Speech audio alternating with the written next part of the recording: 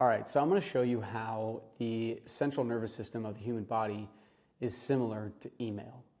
And especially when we're talking about marketing systems, sales systems, and how people stay engaged in your overall network. Okay, so first things first, the central nervous system sends electrical signals between the brain and the rest of the body. So it's a connector, right? That's the whole point. And you can see, right, the brain and the spinal cord receive and process sensory information from your senses. So that's the outer senses essentially giving the feedback back in. So you have it going two ways. It's not just a one-way street, it's actually a two-way street. All right?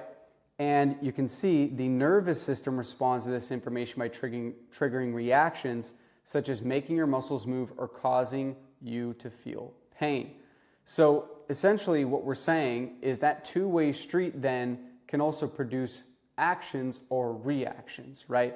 And that's all due to, of course, how the nervous system functions along these pathways and these neuron pathways. All right, this stuff is pretty cool. Kind of interesting, maybe a little bit boring depending on the type of person you are. But I mean, you're made of this stuff, I'm made of this stuff, kind of interesting. So how in the world does that relate to email? Well,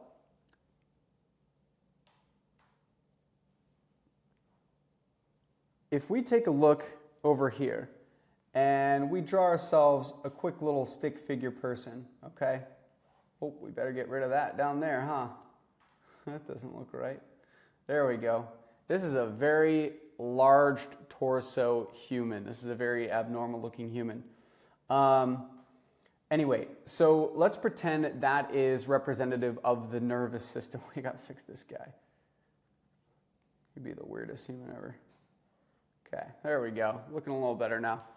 So if we imagine this to be representative of his nervous system, the reason being, right, you have the spinal column going down, and then you have the nerves going down through the legs and all the way to the hands as well and the arms. Okay, and just pretend that the head is representative of his brain, because I am not going to draw a brain. So how in the world does this relate to email systems and social media marketing and your media networks in general? Well, at the end of the day, let's pretend that we have Instagram here, okay, we have TikTok here, and maybe we have Facebook here, and then fill in the blank with whatever else. This could be LinkedIn, etc. All right? Now, if we imagine the central nervous system to be kind of like email, and we'll just put that as the head here, something interesting happens when you realize that if somebody is, let's say, not accessing Instagram, maybe they're spending less time on TikTok, or maybe they're just not seeing your content. So this could be related to time on platform.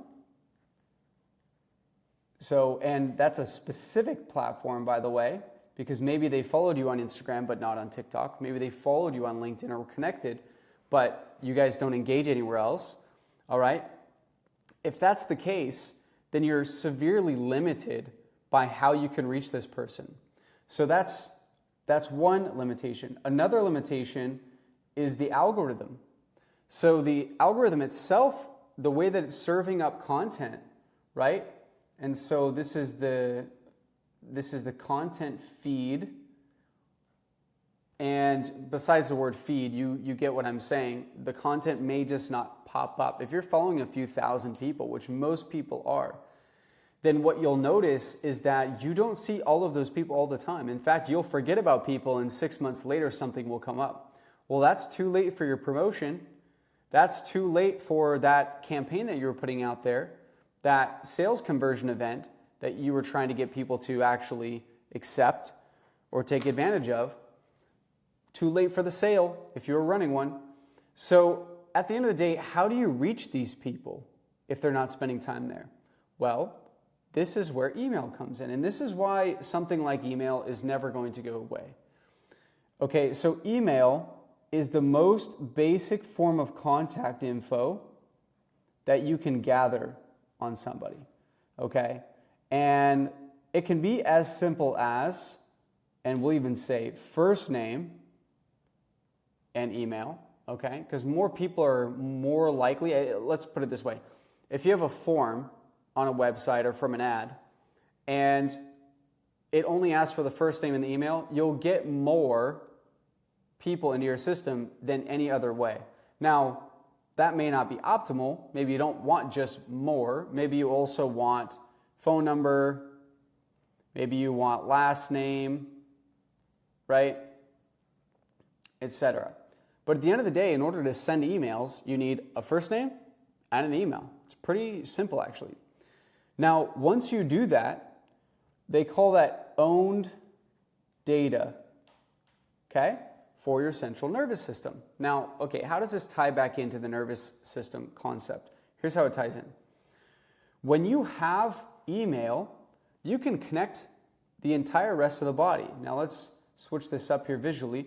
So you could send it to Instagram. What do I mean by send it to Instagram? You can send the person to Instagram. You could quite literally take the link to an Instagram post and you could share that to your email list. So even if they weren't on Instagram or they weren't seeing Instagram, so right, either they weren't spending any time there or the algorithm was not feeding it to them, you could feed it to them. Interesting.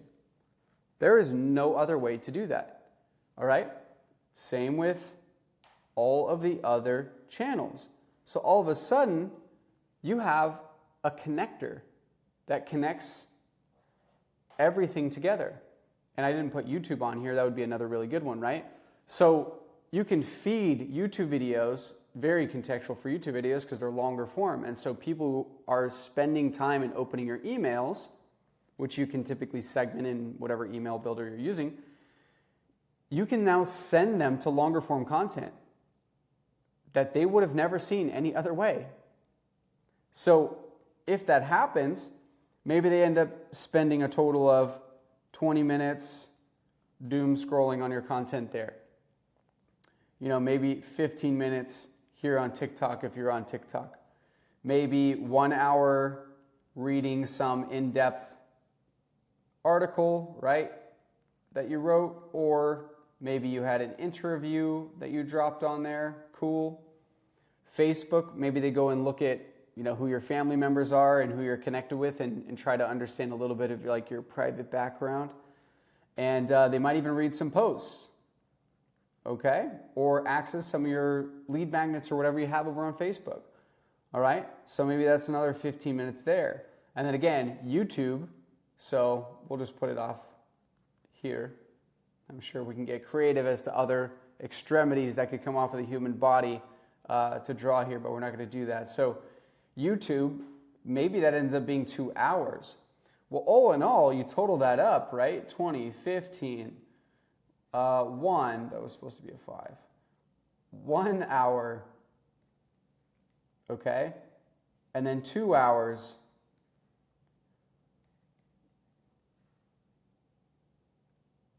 And what would that be, right? That'd be 3 hours, and we're missing a 15 on there. That's what I thought. Okay, so we'd be looking at 3.5 hours and 50 minutes. 3 hours, 50 minutes, okay? Which is roughly, that's almost 4 hours they've spent with you that they would have never seen any other way. So this is why email is so powerful, because you can connect your other media sources together in a way that you could not do any other way. Now, can you go from Instagram to YouTube? Yes, of course. You can paste links and everything like that. But here's the thing. Instagram doesn't like that. Okay? YouTube likes it in that case. YouTube's like, thanks, man. You took somebody from paying attention to Instagram to now paying attention to YouTube. And remember that the time on the platform is very important to these companies, because the time on the platform equals advertising dollars. The more time you are spending there, the more ads you're going to see.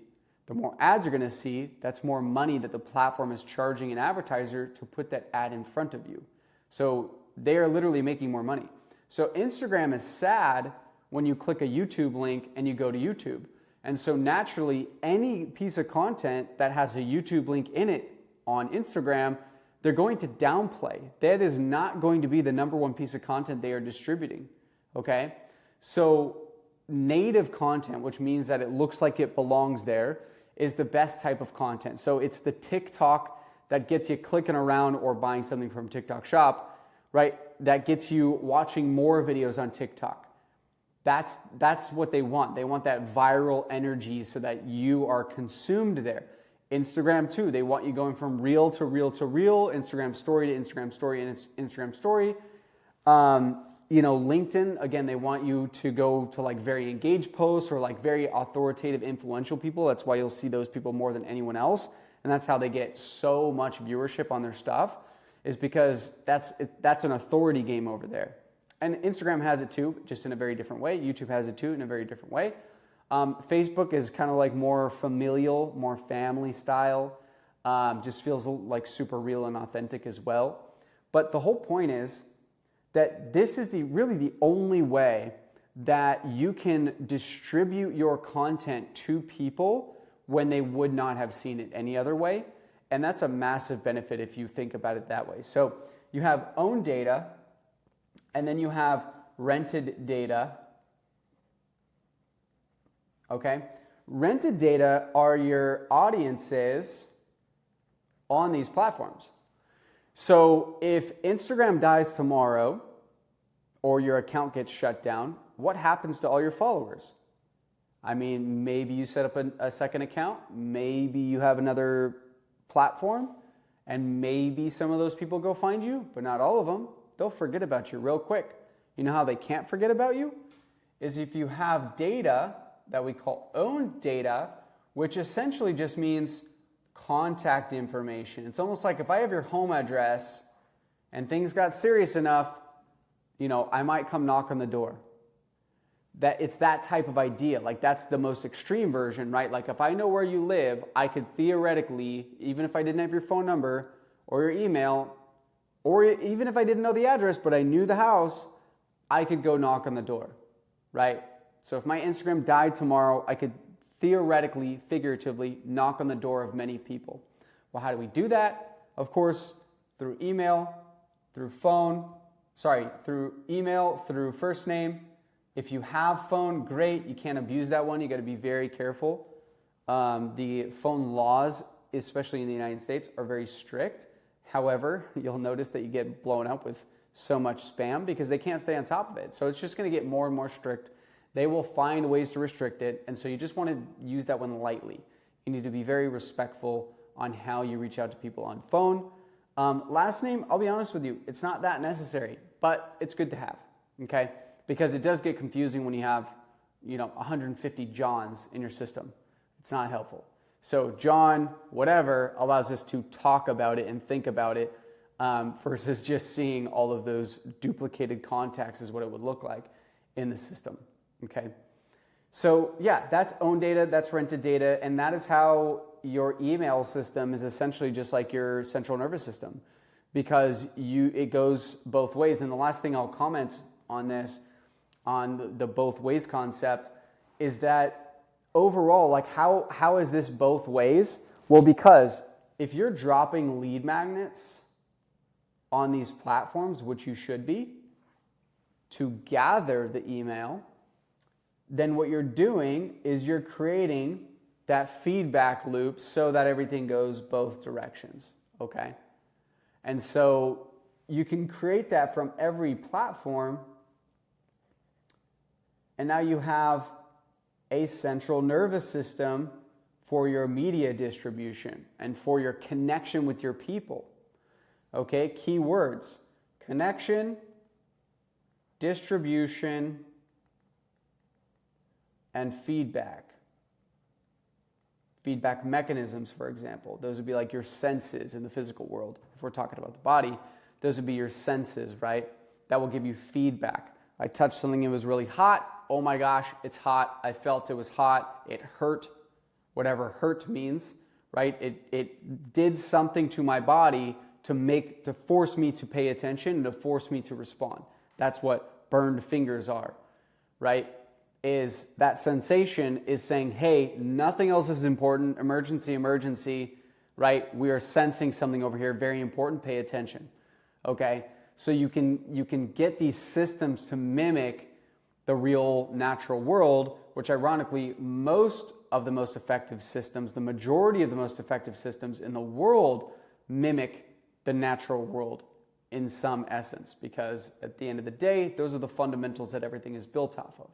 That's another conversation for another time. But I hope this made sense to you. This is how email is similar to the central nervous system and how you can leverage it to distribute and to create connections around the body and around your audiences as well. And so ultimately connecting using these neural interfaces, basically, I mean, some of these look kind of weird, but yeah, you get the point, right? It's like wiring for your system.